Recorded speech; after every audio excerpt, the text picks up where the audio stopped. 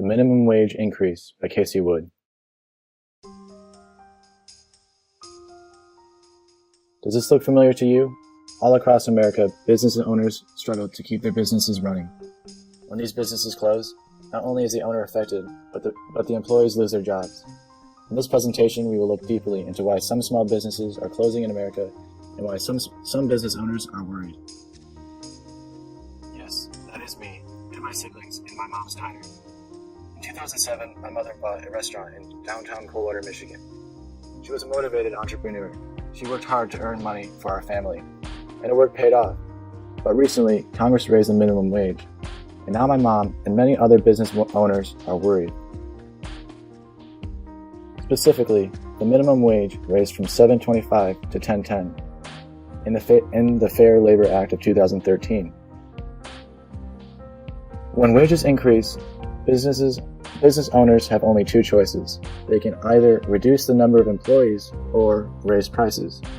We cannot expect business owners to magically create enough wealth to pay the extra costs.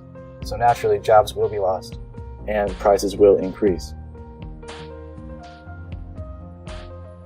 Many people who support the minimum wage increase believe that increasing the minimum wage will stop poverty. While it does help a little bit, it mostly just removes jobs. Right now, 63.2% of people who are below the poverty line are unemployed. This means that the majority of people who are considered poor need jobs. If these individuals had jobs at the $7.40 wage, then they would not be considered poor. If America wants to solve poverty, increasing the wage does not help. Therefore, Congress should push for policies that give citizens more jobs. The main way Congress can solve poverty issues is by stimulating small business growth.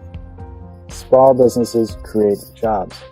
Specifically, huge corporations like Apple started out just as small businesses.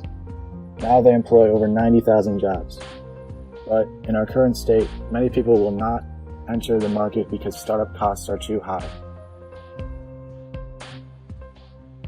Congress, in the past years, has pushed for small business growth. In 2008, a recession hit America, causing the unemployment rate to reach 9%. The way Congress was able to overcome the recession was through business growth. Millions of jobs were created when Congress stimulated companies such as Chrysler. Today, the unemployment rate is at 6%, but increasing minimum wages could bring us back to that recession. Small businesses cannot pay for these new wages, which in turn will close these small businesses and will cause people to lose their jobs.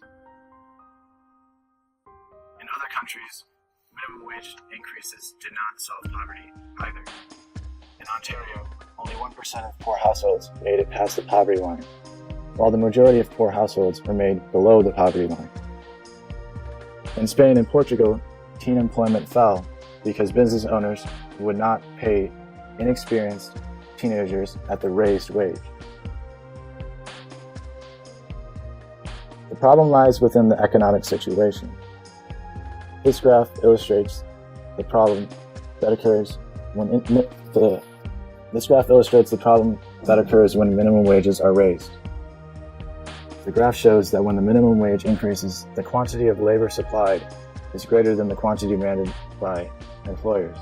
In other words, when the minimum wage increases, there will be a surplus of unemployed workers. Let's take a closer look. Considering that America was able to move away from a recession by stimulating small business growth, and the fact that the graph on the previous slide clearly showed that minimum wage increases create a surplus of unemployed workers, why does Congress still decide to increase wages?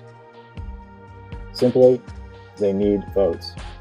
Every employee wants a raise, so many employees rally for higher minimum wages. Employees will vote only for congressmen that promise minimum wage increases, even though hikes in minimum wages have proven to cause unemployment rates to increase and for prices to increase. So what can you do to help? Support small businesses. Eating at local restaurants and buying from local grocery stores stimulates small business growth and thus creates more jobs for America.